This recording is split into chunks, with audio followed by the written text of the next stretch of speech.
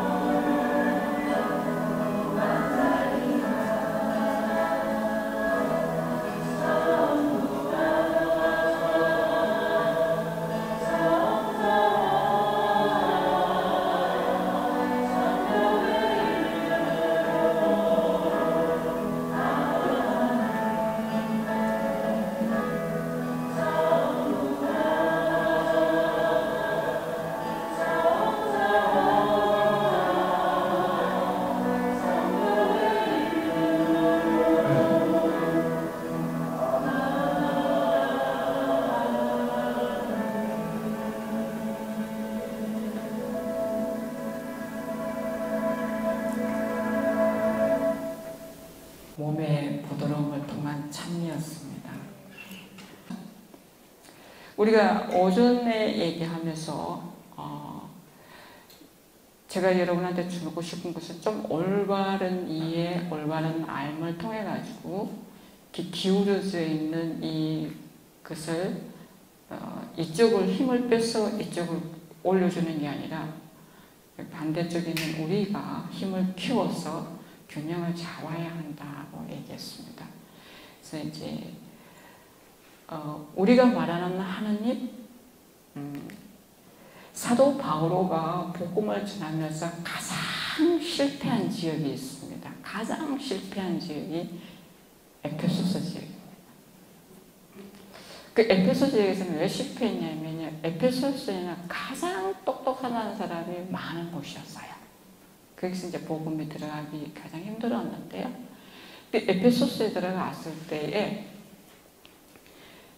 바오로는 이 똑똑한 사람들을 어떻게 비유를 건들지 않고 복음을 전할 수 있을까 이렇게 막 살피는데, 그네들이 이제 믿는 신 중에 알지 못하는 신이라고 있었어요. 그래서 그 알지 못하는 신이 바로 하느님이라는 얘기를 하는 거죠. 우리 동양적으로 얘기하면 천명이에요. 천명지성이요 설성지도요 수도지 이교다는 이 중용 일정 일항이, 여기 말하는 이 천이 동양으로 들어갔을 때 여기서 말하는 이 천 신이 그리스도교가 말하는 그 하느님이냐, 이 문제를 갖고 있었어요. 이 천이라고 말하는 이 하느님, 이 우리가 동양에서 말하는 그 천, 서양에서 말하는 이름을 알지 못하는 그 신이 하느님을 말하는 거냐 아니면 다른 이름을 말하는 거냐. 그래서 이게 그냥 신이라고 말했을 때는 이 생각, 여러분이 철학적인 신이에요. 이 철학적인 신이 신앙적인 신이 될 수 있느냐, 이 문제가 그리스도는 태동하면서부터 갖고 있던 문제였고요. 갖고 있던 풀리지 않은 많은 어려움을 갖고 있었고 지금도 갖고 있고요. 앞으로도 이 문제는 해결되지 않을 거예요. 그래서 우리가 이제 신학 공부할 때 제일 먼저 철학을 하는 이유이기도 해요. 그래서 앞으로 계속 우리 신학의 근본적인 문제가 될 거고, 우리는 이런 관계를 정확하게 밝혀놓지 않았기 때문에 왔다 갔다 하는 것이 굉장히 많습니다. 그런데 이제 그 베네딕토 16세 교황님 같은 경우에는 굉장히 철학자죠, 그죠? 그럼 굉장히 철학자인데 이것들에 대해서 뭐냐면 그리스도 하나님 신앙 안에서 이 철학적인 하나님을 자신 안에 받아들여서 뭐 어떻게 완성시킬 것이냐 이 말을 해요. 말하지 않았던 그 아리스토텔레스가 말했던 그 신과 우리 그리스도인이 말하는 그 하나님은 동일한 분이라는 것을 어떻게 증명해낼 것이냐 이제 이런 문제를 갖고 있습니다. 그래서 이것은 하나님에 대한 신앙에 대한 질문이지만 사실은 끊임없이 인간에 대한 질문이다 이렇게 얘기해요. 하나님에 대한 질문이 곧 누구에 대한 질문이라고요? 나에 대한 질문이다 이거죠. 그래서 이 질문은 끊임없이 오고 그 다음에 신학 역사에서는 끊임없이 이것을 밝혀나가야 되는 사명을 갖고 있다 이렇게 얘기합니다. 우리 신자들 안에서는 저는 20대 선교사를 시작했어요. 뭘 알고 시작했는지 지금 보면 진짜 알 수가 없어요. 하나님의 섭리는 알 수가 없다 저거 있잖아. 그때 우리 신자들이 갖고 있는 신앙을 정말 이해할 수가 없는 모습이 너무 많은 거예요. 이게 그리스도교야? 유교야? 아니면 불교야? 우리 신자들이 갖고 있는 신앙이 그리스도교라고 말하면서 집에 가서 제사 지내는 거, 뭐 하는 거 보면 뭐라고 전부 다요? 유교고, 불교고, 도교가 들어와요. 근데 이게 들어와 있다는 자체도 뭐라고 별 생각이 없으신 거예요. 그래서 한 몇 년을 계속 절에 갔어요. 절에 가서 스님들하고 대화하면서 그네들이 말하는 불교의 진리를 알고 싶어서 갔어요. 가서 스님들하고 계속 얘기하면서 이게 우리 가톨릭 신자들은, 한국 가톨릭 신자들은 이 유교와 불교와 도교를 무시하고 가톨릭에 쓸 수는 없겠구나, 이해할 수는 없겠구나, 이제 그걸 알게 됐죠. 그래서 우리가 오늘날 신앙을 갖고 있는 사실은 우리가 율법이나 이런 것들에 매여야 되는 상황이 아니고요. 자기 신앙에 갖고 있는 모태부터 출발했던 원뿌리부터 출발했던 그 신앙에 대해서 좀 더 그리스도교 복음적으로 해독해야 될 필요가 굉장히 있습니다. 내 신앙이 정말 그리스도교적인지 그리스도적인지 이런 걸요. 이런 면에서 정말 잘 설명되어 있는 게 여러분이 하느님 계획 안에 있는 인간사랑이에요. 하느님 계획 안에 있는 인간사랑 그 노란 책은 저는 처음 그 책을 볼 때 너무 놀란 거는 도대체 어느 관점으로 봐야 되겠어요.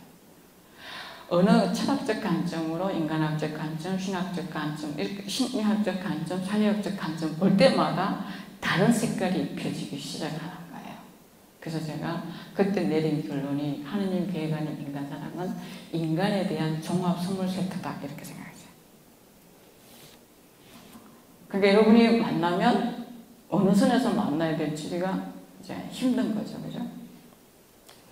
그러면 우리가 믿는 처음 질문으로 돌아가서 내가 믿는 이 신앙의 하나님이 정말 철학자들이 하는 말이랑 신이랑 같은가 이런 문제가 있죠.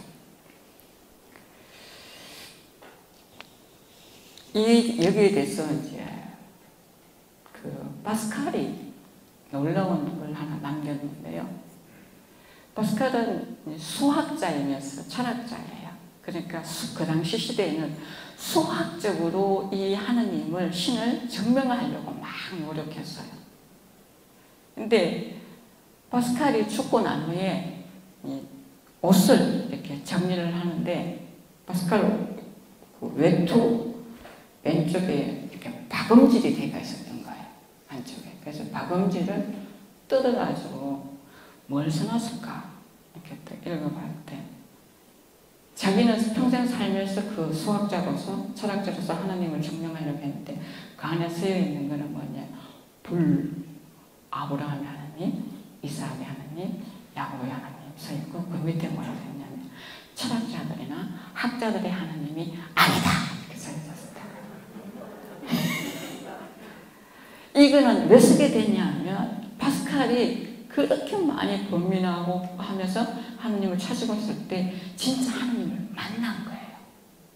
만나고 난 후에 그 감동을 자기가 그렇게 서가지고 얘기를 나눴던 건데, 거기서 살아계신 너 하나님을 만난 것에 대한 놀랍고도 기쁘고도 당혹스럽고도 충만한 감동이었다, 이렇게 되어 있습니다. 근데 그 시대에 이제 비슷하게 시대에 파스칼뿐만 아니라 뭐 여러분이 잘 아는 르네 데카르트나 이런 사람들도 다 그런 식으로 신을 증명하려고 했던 거죠. 그래서 우리가 생각하는 아브라함의 하나님, 이삭의 하나님, 야곱의 하나님, 이 하나님이 아브라함의 하나님, 잘 들으세요? 아브라함의 하나님, 이삭의 하나님, 성서에 보시면 야곱의 하나님이 우리가 받아들이고 고백하는 은총으로 우리에게 오신 하느님 예수 그리스도로 같은가? 이 문제죠. 다르게 말하면 아브라함의 하나님, 야곱의 하나님, 이삭의 하나님이 예수 그리스도 안에 기속될 수 있는가? 이 문제입니다. 아담과 하와가 만들어진 그 과정 중에 있던 모든 것들이 예수 그리스도 안에 기속이 되는가? 그러면 한청 인간이 자연혼인으로 말할 수 있는 아담과 하와의 혼인이 예수 그리스도와 교회의 혼인에 기속될 수 있는가? 이런 질문을 남기게 되는 거죠. 이제 신학적으로 이거를 밝혀나가는 겁니다. 우리가 이런 의문을 갖고 있을 때 신앙은 의문을 품지 않으면, 질문을 품지 않으면 상당히 곤란합니다. 품어야 합니다. 하느님이 누구지? 물어야 되는 거죠. 그죠? 신앙과 의심, 내가 갖고 있는 신앙과 또 어떤 때때로 내가 확신했지만 보이지 않는 이 신앙과 의심의 관계를 어떻게 연결해내는 거냐. 신앙이 성장하는 게 굉장히 중요한 문제죠. 내가 만약에 이 의심을 했다면 여기에 대한 답은 어디에 있다는 거예요? 미안하지만 땅에 있습니다. 아까 그냥 하느님에 대한 질문은 곧 누구에 대한 질문이라고요? 나에 대한 질문이죠. 하느님과 하느님에 대한 신앙 안에서 갖는 이 의심의 답은 어디서 찾아야 된다고요? 인간 안에서 찾는다. 그래서 김수환 중임 같은 경우도 말씀하셨죠. 결국 어디 있더라고요? 바로 내 앞에 있더라. 이렇게 얘기를 하신 거죠. 많은 분들이. 그래서 나는 믿는다라고 보면 이오 크레도라고 말해요. 이 발달산이 한 말입니다. 이오 크레도. 나는 믿는다고 이런 사도신경 있죠. 그죠? 여기 그 다음에 니체어 신경에서 나는 믿는다고 말할 때는 그 말은 발달산 나는 안다라는 뜻이다. 나는 안다. 그리고 내가 체험해온 기억할 하나님과 연결되는 거고, 나는 믿는다, 나는 안다고 말할 때 하나의 진리를 주장하는 건데, 그 진리란 뭔가 빌라도가 예수님한테 물었을 때 대답했다 안 했다? 안 했다는 거예요. 왜? 왜 안 했을까? 조금 전에 제가 했죠. 그죠? 안다고 말할 때 하나의 실제적 일치를 말하는 거예요. 예수님 안에는 당신의 진리와 당신의 실제적 일치가 이루어져 있어요. 내 앞에 있어요. 근데 빌라도가 진리가 뭐냐고 묻는 거예요. 근데 예수님이 대답을 안 해요. 왜? 네가 나를 보고도 모르는데 내가 설명한다고 네가 알겠어? 그러니까 그냥 침묵하게 얘기했거든. 보고도 모른다는 거는 내가 안다 모른다? 모른다는 얘기입니다. 내 앞에 보면 이 형제가 오전 내내 강의했는 것 안에서 뭐예요? 하나님의 모상으로서 인격이고 인격이 계속 얘기했잖아요. 근데 오늘 막 화난다고 막 함부로 말해놓고 안다 모른다? 모른다입니다. 그죠? 그래서 내 신앙이라는 것은 정말 실제적이고 내 앞에 있는 거고 내가 매일 겪어내는 일이 된 거죠. 거기서 내가 수용을 하느냐 수용해내지 못하느냐에 따라서 확장되느냐 맨날 되돌리냐는 거죠. 그래서 그거는 율법으로는 절대로 신앙이 성장되지 않는다고 제가 자꾸 말해드리는 이유이기도 합니다.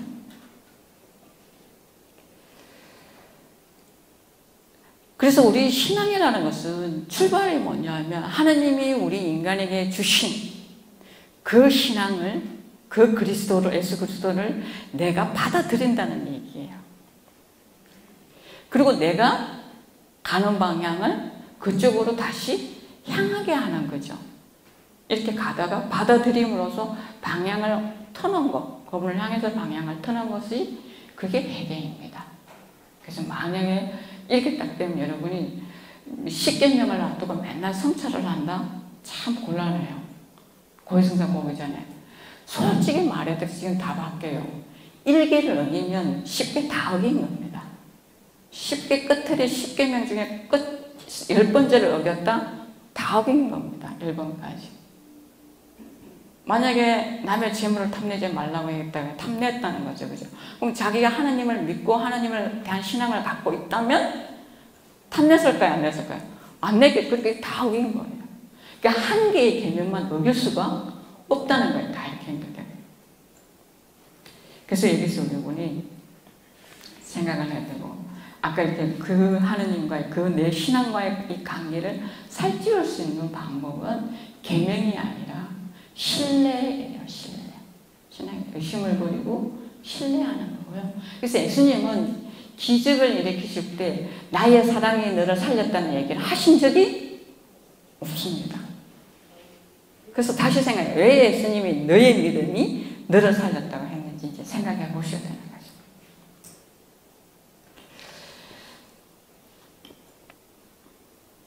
그러면 죄는 뭐냐면요. 3장에 들어있는 내용을 우리가 조금 더 생각해 보면요. 남자와 여자로 이루어져 있는 인류는요. 무엇인가 보고 수상쩍다고 생각하는 순간에 들어오는 겁니다.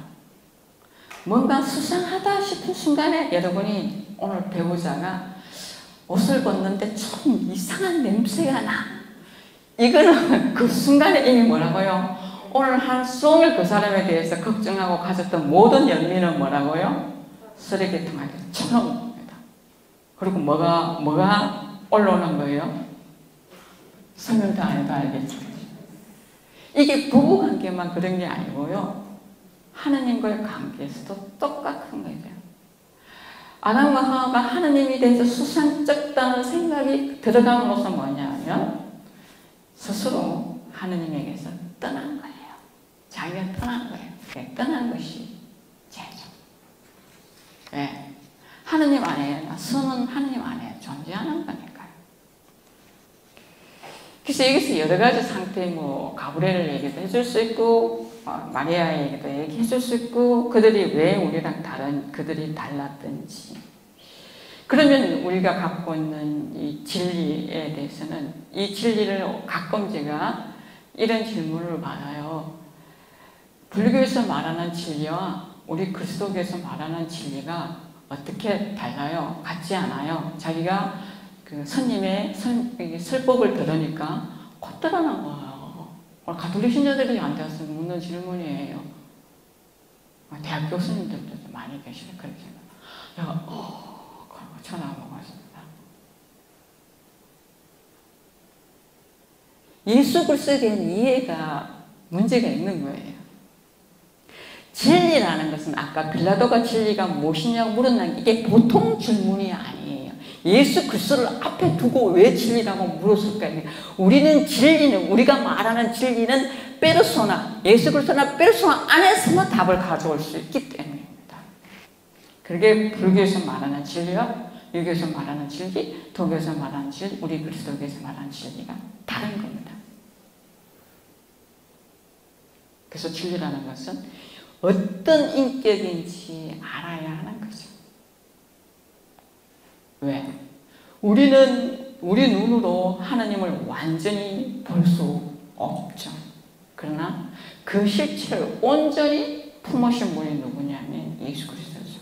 그래서 그분은 당신이 최종적인 진리를 가르쳐 줄 수 있었기 때문에 나는 알파요 오메가로.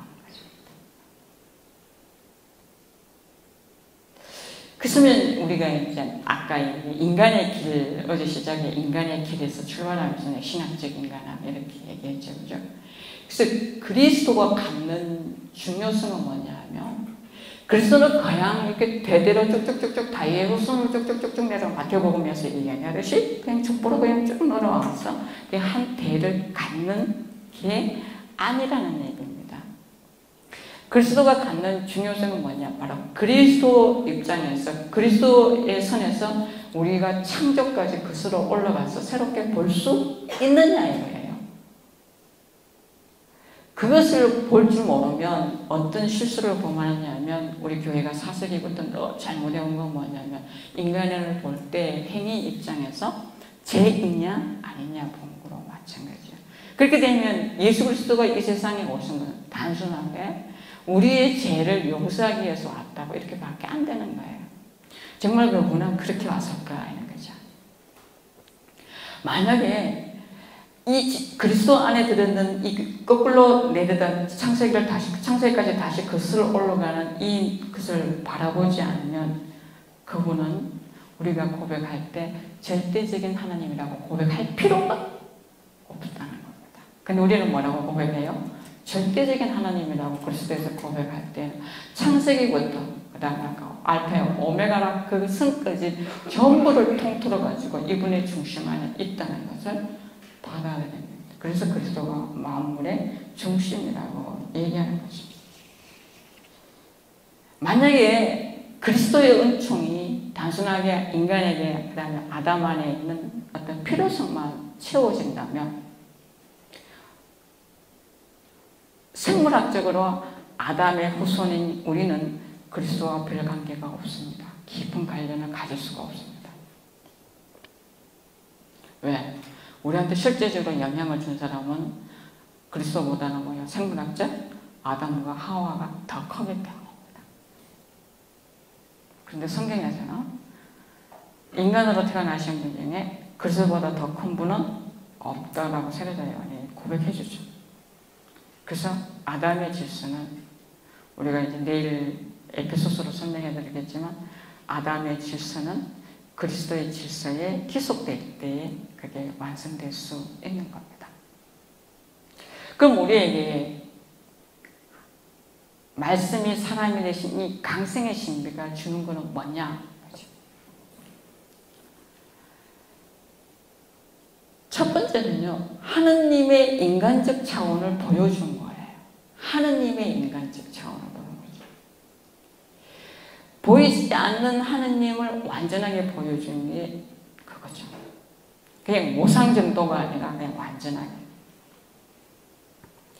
그래서 이 인간, 신학적 인간학에서는 두 가지가 있어야 되는데 하나는 하느님 계획 안에서 인간이고 두 번째는 인간적 형상 안에 오신 그분이라고 얘기했죠. 그죠? 그래서 인간적인 형태 안에 하나님 자신을 드러낸 거죠. 하나님 자기 계시의 정점이라고 볼 수 있습니다. 두 번째는 이분이 이렇게 신임에서 뭐라고요? 인간이라고 얘기하는 것 중에 이 인간 모습 안에서 이제 신적인 것을 보여줬다. 하나님의 모상으로서 인간의 신적인 모습을 다 볼 수 있었던 거고요. 그 다음에 두 번째는 이제 신적인 차원을 다 보는 거예요. 신적인 차원. 다르게 말하면 인간의 최종 목적지에 가서 하나님과 얼굴을 대한다는 그거는 인간의 신화를 말하는 거예요. 신화. 물을 게 없을 거다. 다 알겠다. 물을 게 없을 거다.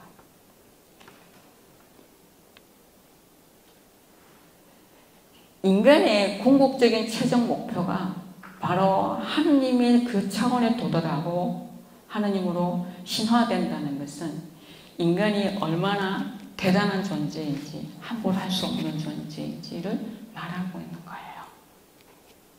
그냥 아침 잘 먹고 점심 잘 먹고 저녁 잘 먹고 친구하고 잘 떠들고 그런 문제가 아니라는 거죠. 그래서 내가 완전한 이 신화의 과정을 걷기 위해서는 얼마나 많은 것들이 필요한지. 그래서 세 번째가 뭐냐면 바로 인간 존재의 품위를 드러내는 거죠.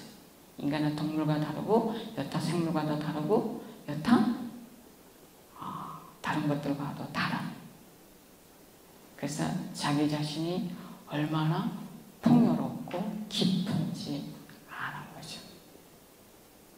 그것을 알게 해주는 열쇠가, 이걸 열고 들어온 열쇠가 이름이 예수 그리스도예요.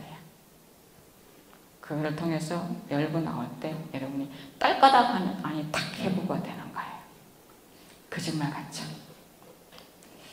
그래서 하나님의 인간적인 자원과 신적인 자원이 그 안에 다 녹아 있는 거지.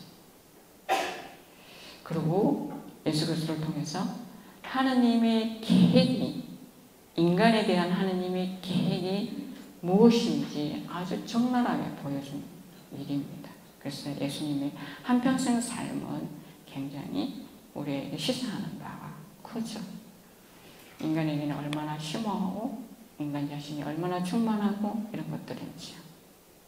만약에 우리가 여기에 이 논리로 도달하지 않는다면 하나님의 결정은 그냥 단순하게 당신의 자유로운 사랑의 결단에서 우리를 죄 때문에 그분을 보내셨다고 밖에 안 되는 겁니다.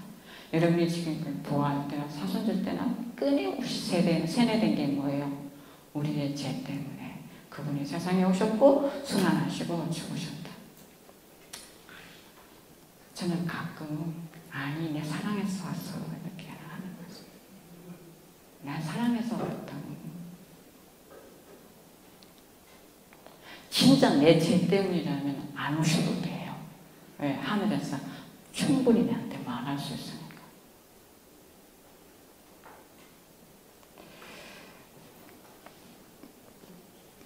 오히려 하나님의 충만한 당신 사랑의 표현, 당신의 충만한 그 사랑에서 왔다는 것을, 자유롭고도 영원한 사랑에서 왔다는 것을 우리는 알아야 되죠. 그래서 하나님과 우리가 맺는 관계는 주종의 관계가 아니라 인격적이며 존재론적 관계다. 인격적이면서 주고받는, 인격적 동등하게 주고받는 관계에서 그다음에 존재론적, 하나님의 모성으로서 존재론적 관계라는 거죠. 그것을 하나님이 내가 아무리 나쁜 짓거리 해도 당신이 파괴할 수 없도록 만드는 게 바로 계약입니다. 그래서 이스라엘 백성하고 계약을 했고 지금 우리랑 계약을 했고 그 다음에 이 계약 앞에다가 그냥 보통 계약이 아니라 혼인적 계약이라는 거죠. 혼인적 계약은 아까 첫 시간에 했듯이 영원이라는 의미가 사랑이 갖고 있는 특성을 갖고 있다. 우리는 하나님과 대단한 관계를 맺고 있는 거죠. 계약은 내 죽음으로서도 이제 물릴 수 없는 겁니다.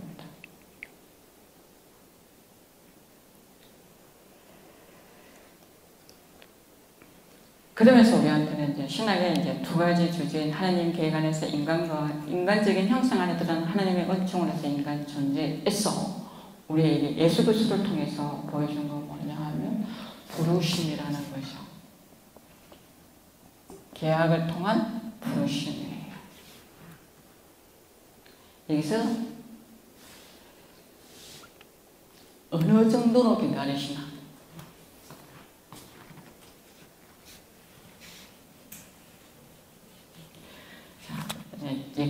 여러분이 잠을 안 자기 때문에 제가 성경을 별로 안 갑니다. 아니, 눈이 빨개요. 제가 겁난적입니다. 부르심에 대해서 잠깐 하면, 부르심의 가장 대표적인 인물이 누구냐면 누구예요? 아브라함이에요. 아브라함이 아니고 아브라함.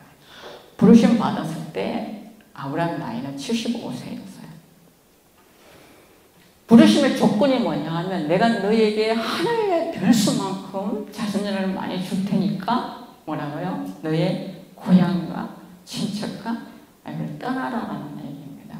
그러니까 여러분이 이 말을 육체적으로 고향과 육체적으로 고향과 친척과 이런 게 생각하시면 안 되고요. 오전에 성경에 대한 얘기를 배우면서 여러분이 상당히 내적도를 많이 열어드렸죠, 그죠?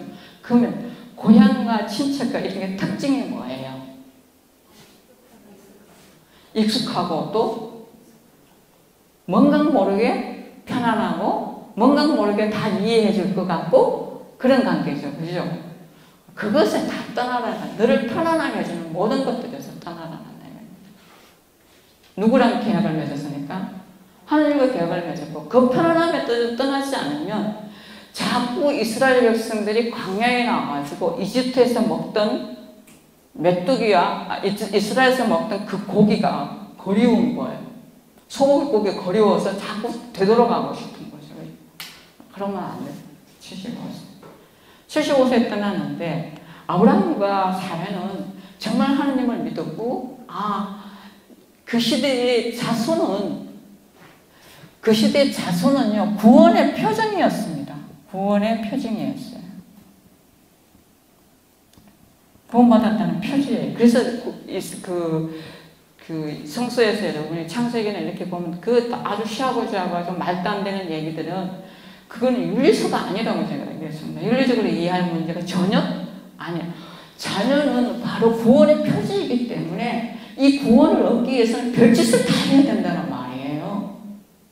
별짓을 다 해도 뭐라고요? 구원받아야 된다. 그럼 여기서 우리는 놀라운 질문을 또 하나 던질 수 있죠. 예수 그리스도는 예수님은 결혼을 안 한 것일까 못한 것일까?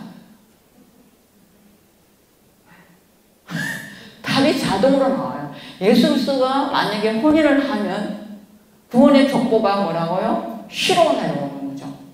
결혼을 안 하니까 무슨 시로 내려오냐고 하면 문과복음에서 그걸 말씀의 시로라고 얘기하는 거죠. 말씀의 시로 내려오는 거죠. 그래서 우리가 구원을 받는 게 뭐였어요? 말씀의 시로에서 받았어요. 이게 아브라함과 사라의 입장에서는 구원받는 게 굉장히 중요한데 자녀가 없으니까 구원의 표지에서 완전성을 가질 수가 없는 거예요. 솔직히 말하면 죽느냐? 사느냐 이 문제. 내가 죽느냐 사느냐 문제인데 또 내가 죽느냐 사느냐인데 그 정도는 할 수 있다 없다? 할 수 있다는 거지. 여러분이 병원에 가가지고 암 환자도 수술적에 가서 수술하기 전에 가서 물어봐요. 제가 여기 이태리에 어떤 수도에 남자 수도에 가산대라고 했어요. 총장님 바뀌는 선거가 있었어요. 그래서 제가 누가 됐냐 이렇게 전화를 물으니까 누가 됐다 그러니까 내가 이랬어요. 예? 이랬더니 그 전해주는 스님이 막심아 그분 정말 토탈mente 전부 바뀌었다고. 어떻게 해? 그러니까 큰 병을 얻어가 병원에 들어갈 거다. 그 병을 치료하면서 완전히 하느님 안으로 기화된 거라는 거죠. 그러니까 그때 병이 큰 원천이었다는 얘기하면서 그 많이 바뀌고 계속 사람의 삶을 보고 그 많은 회원들이 그분을 천량으로 손질했다 이렇게 하더라고요. 변화. 그만큼 이제 죽느냐 사느냐 문제였기 때문에 기꺼이 계약을 맺고 고향을 떠나서 제 아브라함하고 사라가 85세가 되었을 때 이게 약속을 안 지키시네. 아브라함이 다 걱정이 되는 거예요. 보아하니 사례는 이미 임신을 할 수 없는 거예요. 그래서 사례가 어느 날 저녁에 밥을 먹다가 아브라함한테 고백을 하는 거예요. 여보 이제 나는 더 이상 임신을 할 수가 없어. 그러니까 나는 끝났어.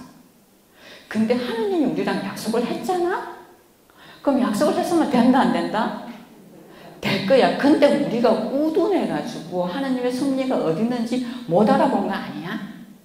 아브라함이 딱 들어보니까 너무 진짜 지혜롭거든. 여보 하갈은 종이면 내 거잖아. 에? 내 거잖아. 아브라함도 맞아. 그 종이 소유니까요. 소유니까. 뭐 하갈에서 나오면 뭐라고요? 역시 누구의 거라고요? 사라랑 마찬가지구나. 이렇게 생각해요. 그래가 86세에 왜 유신기간이 필요하잖아. 그죠? 그러니까 누구를 낳아요? 이스마엘. 하느님이 놀라우시면요.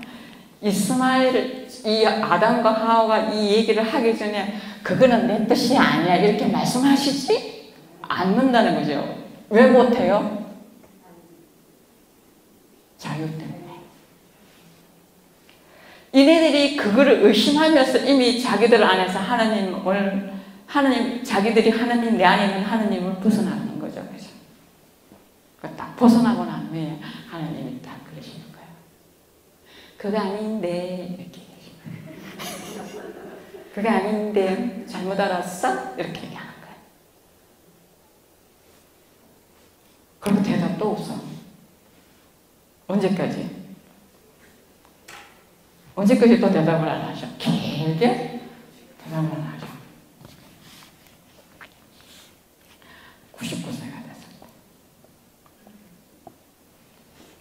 그때 상술의 나무 밑에 나타나서 상술의 나무는 그냥 동네 정자의 큰 나무인데 모두가 볼 수 있는 곳인데 모두가 볼 수 있는 곳에 해질 무렵에 밭에서 하루 종일 일하고 거기에 아담만 있었겠어요? 아브라함만 있었겠어요? 동네 사람 다 있었는데 왜 천사 셋은 아브라함만 볼 수 있었을까요?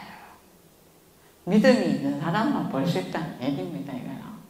믿음이 있는 사람만 그 천사 셋을 보고 아브라함한테 얘기하는데 제가 시간이 있으면 사례가 왜 천막 안에서 웃었는지를 설명해 드리면 배를 치고 웃을 일이 또 나옵니다. 그러니까 내년 봄에 내가 너를 찾아오리라 이렇게 얘기하시는 거죠. 그러니까 사례가 싶은 거예요. 왜? 몰라 당신은 내가 이미 아기를 낳을 수가 없는 몸이야. 이렇게. 하나님 당신도 모르는 거 있네? 나에 대해서 내가 아이를 낳을 수 없다는 거라. 그걸 천막 안에서 얘기하는 거예요. 천막은 많은 뜻을 갖고 있습니다. 그래서 100세에 누구를 낳아요? 이삭을 낳았어요. 자, 제가 여러분한테 여기서 두 가지 질문을 해요. 첫 번째 질문. 첫 번째 질문은 뭐냐면 아브라함이 기다렸을까? 하나님이 기다렸을까?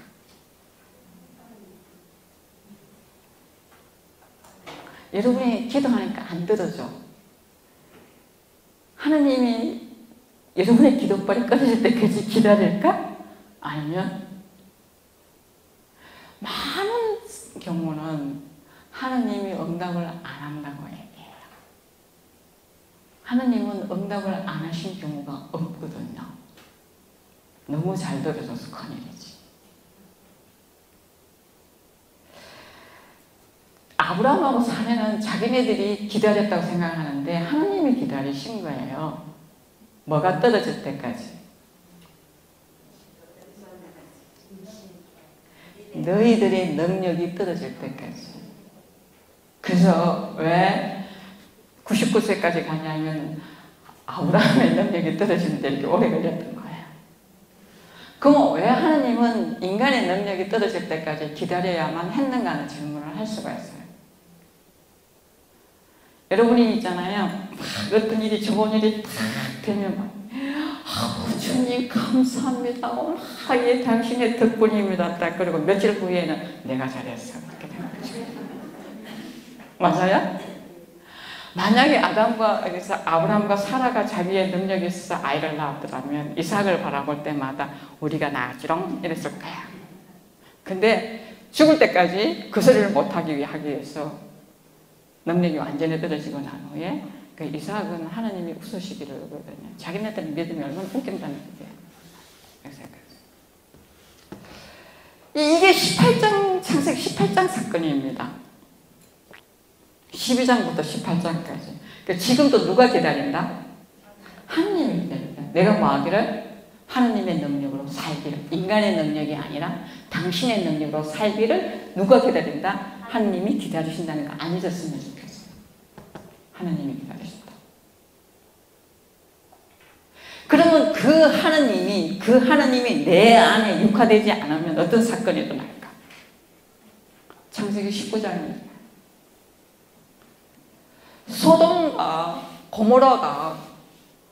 소돔과 고모라를 멸망시키러 갈 때 천사 몇 명이 가요?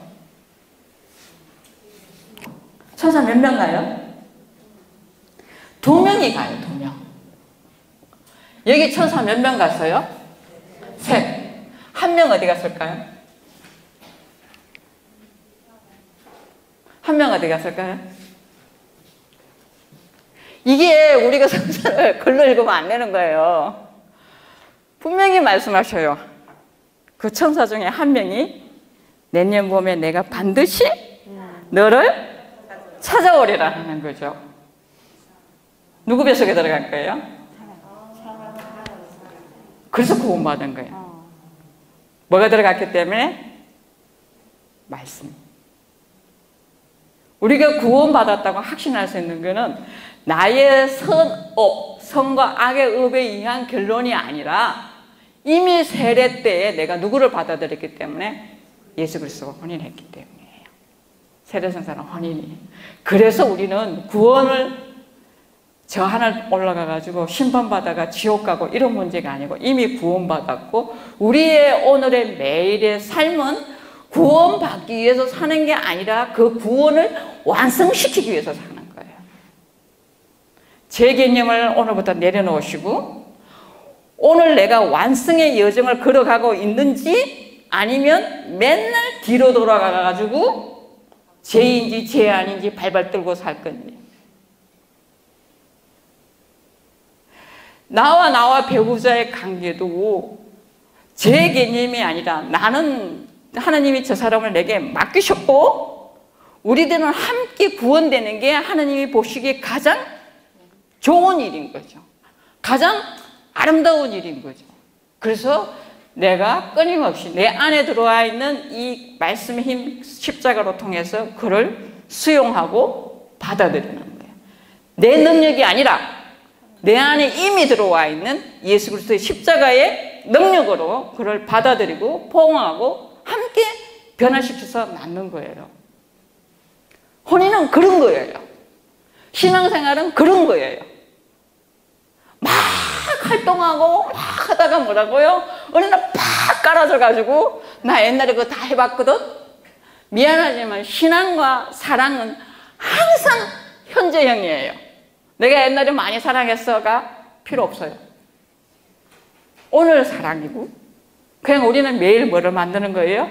오늘을 만들어 나가고 미래는 어느 날 그분의 능력으로 나의 부족함을 다 채워주시겠죠. 그래서 인간이 갖고 있는 이 부르심에게는 인간의 본성에 참여하는 게 아니라 부르심이라는 것은 하나님의 본성에 우리가 참여한다는 뜻이에요. 부르심 함부로 쓰지 않았어요. 부르심은 뭐라고요? 하나님의 본성에, 나의 본성이 아니라 하나님의 본성에 내가 참여한다는 거죠. 그래서 내 이 자연적 본성이 끊임없이 초자연적 본성으로 건너가는 게 신앙의 길입니다. 어렵냐고요? 안 어려워요. 왜? 내가 안 하려면. 함께 하려면. 함께. 그래서 요즘 신호달리 타서다는 말이 애지간히 돌아다니고 있죠. 제가 이건 나쁜 얘기는 안 하겠습니다. 아주 가슴을 치는 얘기를 하죠. 그래서 우리 신앙에서 우리 한국 사람들이 마리아 신심이 굉장히 좋은데 마리아 신심이 저하다는 얘기 아니라 그리스도 중심의 신앙생활을 왜 해야 되는지를 제가 말하고 있는 거죠. 그리스도 중심의 신앙생활. 그래서 끊임없이 그리스도를 내 안에서 다시 낳도록 하는 거죠. 토마스 아퀴나스는 이 신앙에 대해서 신앙은 행위 가운데 근본적이고도 궁극적인 가치를 갖는 것으로 보이는 인격, 그 인격의 말에 결합을 내어주는 것이다. 이렇게 표현했습니다. 결합을 내어주는 거다. 그분과 일치를 해주는 거죠. 그래서 그러면서 이 토미즘들은 아구스티노 라인에서 더 덧붙이기를 기본 형태를 유지하면서 뭐냐면 신앙의 통합성, 신앙의 방향성, 신앙의 역동성을 강조했습니다. 우리한테 뭐라고요? 신앙의 통합성, 신앙의 방향성, 신앙의 역동성. 역동성은 계속 움직인다는 거예요. 역동성의 좋은 거는 뭐냐면요, 내가 막 움직여서 만들어내는 게 아니라 역동 신앙이라는 거는 그 자체가 계속 파장을 일으키게 하는 거예요. 역동하게 되거든요. 사랑도 마찬가지예요. 그냥 내 안에 들어와서 계속 파장을 일으켜서 이 사랑에 갖고 있는 그 방향성, 질서, 오르도라고 해요. 방향성, 질서, 그것에 끝까지 데려다 주는 것이 원래 갖고 있는 질서예요. 에너지, 힘이에요. 그래서 내가 응답만 하면 가능한 거죠. 첫째 시간은 이렇게 마치겠습니다. 성부와 성자와 성령의 이름으로 아멘.